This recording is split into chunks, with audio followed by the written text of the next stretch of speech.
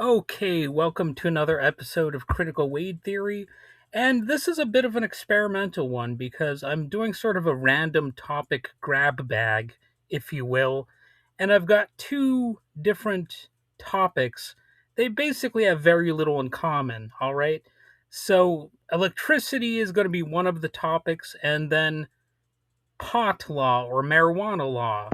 So, I'm starting with a question about stun guns and whether you can accidentally shock yourself while using one, because it is sort of an interesting topic. It's a bit of a fluff topic, I guess, but it's also interesting. There's a little bit of science behind it, and I wanted to do a little bit of research into what could actually get you shocked if you used a stun gun. And I'll also zoom out into the changing legal landscape around cannabis in 2026. So, again, two quite different topics, but I'm just interested in seeing what there is to explore here.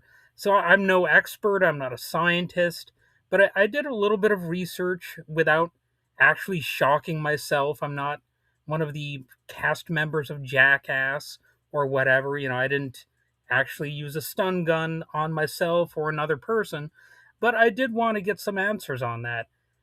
As far as the electricity question, I found the discussion on Quora, and here was the question there. If I use a stun gun on someone who is in complete touch with me, would it shock me as well? And as silly as the question is, I think it's interesting. Honestly, it's a fair question. A, ha- a handheld, a handheld stun gun works by sending a high voltage, low current pulse between two electrodes. This is often called a drive stun, from what I've gathered. Again, I'm no expert, but I've picked up that term now. Will I remember to use it? Probably not, but drive stun is definitely something that, you know, it sounds like a sort of industry term, and the electricity tries to move along the easiest path between these contacts, usually through the target's body. But here's the important part: if you're touching the person while the device is active, there's a chance you could feel a shock too. So isn't that nice? So let that be a lesson. If you're doing this to somebody and you're expecting that there could be no repercussions for yourself, all they might have to do is just grab your arm and transfer some of that zap to you. So, lesson learned potentially. How much this happens depends on several factors, though. If your skin is wet or sweaty, then conductivity increases. If you're making broad skin to skin contact, especially near where the electrodes are applied, the risk goes up. And grounding matters too. If both people are grounded, electricity has both pathways available. And if the stun gun itself is poorly insulated, or if it's damaged, that can increase the odds of feedback to the user. So, there are potential things that can go wrong. And I'm also interested if any of you have ever seen examples of this particular technology going awry. I'm sure there's been some example documented somewhere. Feel free to let me know about it. If there's a video link or something like that, it could be entertaining to watch. Or I suppose if it's like a serious injury, maybe I shouldn't be entertained by it. But nonetheless, I'd be interested in knowing some real life examples of that. Most modern stun guns are designed so the current stays mostly localized between the probes, and manufacturers try to reduce the chance that the user gets shocked for some obvious reasons, including legal reasons. They don't want to get sued. But reduced does not mean impossible, and people sometimes report tingling sensations, muscle jolts, or minor shocks when they stay in direct contact with someone being stunned. So the short answer is yes, under the right circumstances, the right conditions, you can feel some of the electrical effect yourself. And beyond the immediate shock, there are some broader safety concerns.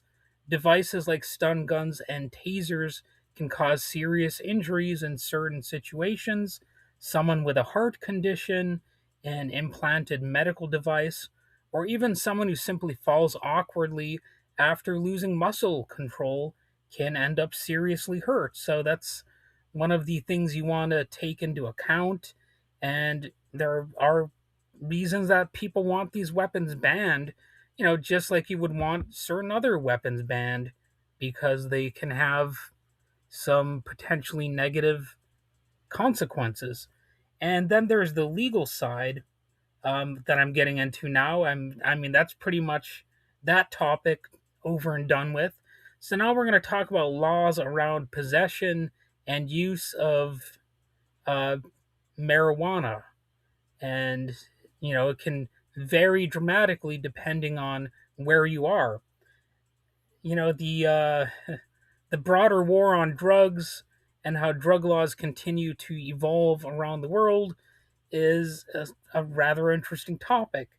So, as of early 2026, cannabis laws were still deeply fragmented, and I'm sure that's true in the middle of 2026. That's how long I've been sitting on this episode, by the way.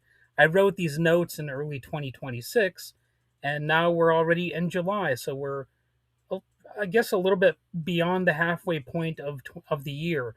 So, in the United States, recreational marijuana is legal in 24 states plus Washington, D.C., Guam, and the Northern Mariana Islands.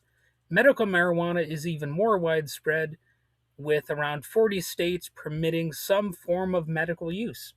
But legality in one state does not mean legality everywhere, of course.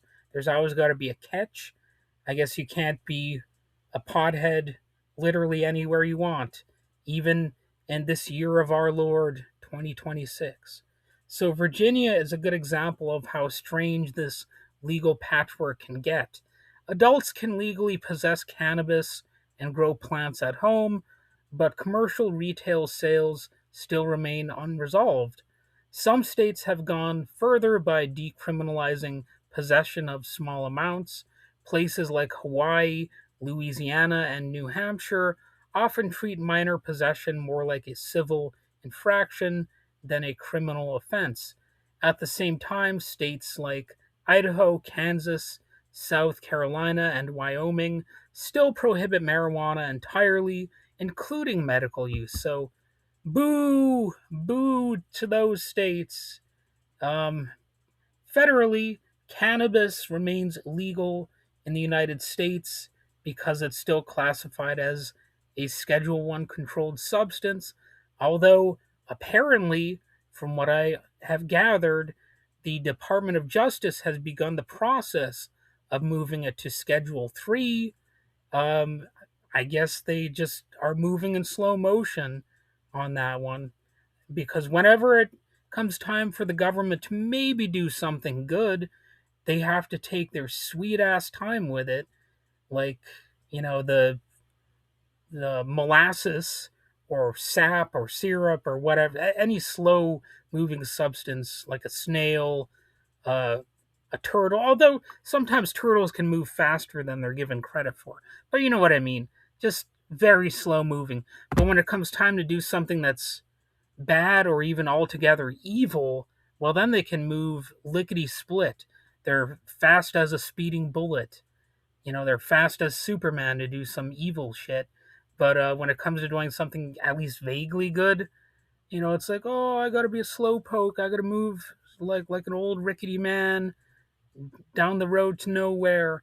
Um, I guess you just can't win the race against evil, I guess. Anyway, outside the US, the global picture is changing too. Canada and Uruguay continue operating nationwide legal cannabis systems.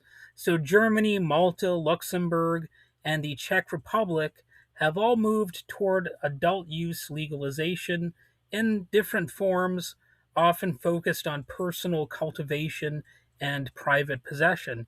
And Brazil has taken a different route by decriminalizing possession of small amounts up to 40 grams. And, correct me if I'm wrong about any of that. Maybe I'm uh, behind in the information front, but as far as I know, that's how things are on the global scale.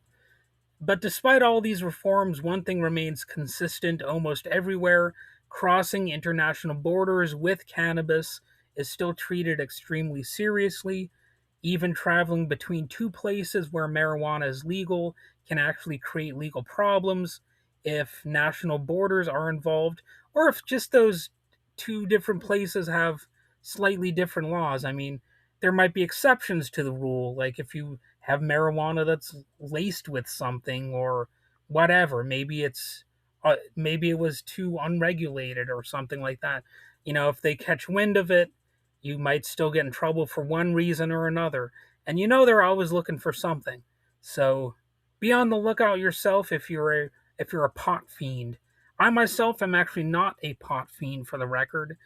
I can't say I've never had marijuana, but I don't partake in the frequent use of marijuana or other substances, other than, like, if you count like cappuccino to be a mind altering substance. And I suppose it is. A candy bar, that can even alter behavior. I mean, some people would say it doesn't have any significant impact, but all of these things that we consume and spend time doing, they do impact us in one way or another. So I mean, it's even things that don't seem like they're drugs, they have some impact on your thinking and even on your behavior. So everything is potentially somewhat dangerous if you really look at it a certain way, and people can freak out over any number of things. Like if you're a video game addict or something, you could, I've heard horror tales of people having their lives completely derailed by being addicted to video games, the internet, whatever, of course, pornography, any number of things could send a person's life into the gutter, into the trash heap. And that's why I'm not overly concerned about drugs, because, from a certain perspective, you could say everything's dangerous. Religion, belief systems, whatever. People take even a good idea and find a way to make it look like the worst idea that's ever come down the pipe. So, I don't really, I, I don't really buy into these moral panics about stuff like this. So anyway, where was I? Oh yes, another important distinction in drug laws is the difference between simple possession and possession with intent to distribute. It's similar to like pornography, like I mentioned that word earlier. Well, you might be treated, in different ways, whether you're consuming something or intending to distribute that something to others.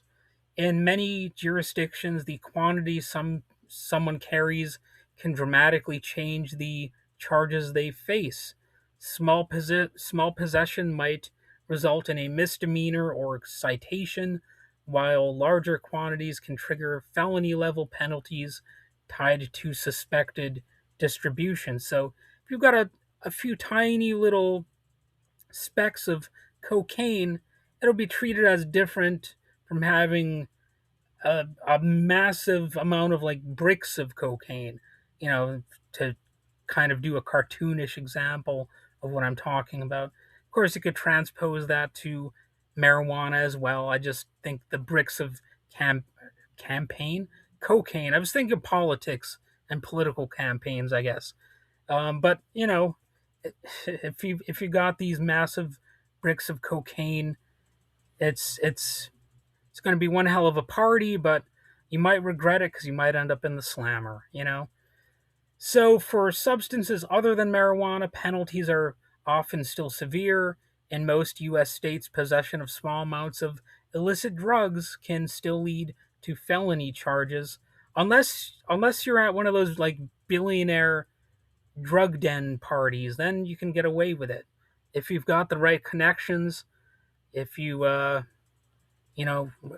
rub the right shoulders, um, you can have a big party and get away with it, and you can invite your other billionaire pals into it as well, and you can commit all sorts of crimes. You can go to some islands, get an island getaway, and commit crimes there if you want. It's fun, and the DOJ will have your back. So that's reassuring, right? So, whether we're talking about electricity or drug policy, a common theme emerges. Things are rarely as simple as they first appear. Drug laws are not simply legal or illegal either, they're layered, inconsistent, and constantly evolving depending on the jurisdiction, politics, and public opinion. So, a misunderstanding can carry real world consequences. So, maybe this episode is actually going to help somebody out there. I don't know. Maybe it'll help them to remain cautious. And I don't just mean to avoid using substances, but maybe to use them more safely. In addition to maybe not using them at all, it's ultimately up to you. I don't really have the ability to control your mind through this episode, at least not exactly. Now, if I had like billions of dollars, getting back into the billionaire thing, I could buy up a ton of media space, and then I could do the Nancy Reagan thing of don't use drugs. It's bad for you. Don't do it. Don't you do it. But I'm not that way. I don't have that type of money. And you know what? For the most part, I'm willing to look the other way as you commit your egregious sins, so long as it's not in my front yard or my backyard or whatever. So go ahead and have a wild party, but always remember that someone's wanting to throw you in the slammer if you're having too much fun. So, yeah, that's it for today's episode. Thanks for listening, and I'll see you next time. And, I might do more of these weird formats where I take two completely unrelated ideas and just smash them together stupidly for no good reason. And, we'll see what kind of episode can result. So, anyway, like and subscribe, and just say no to drugs.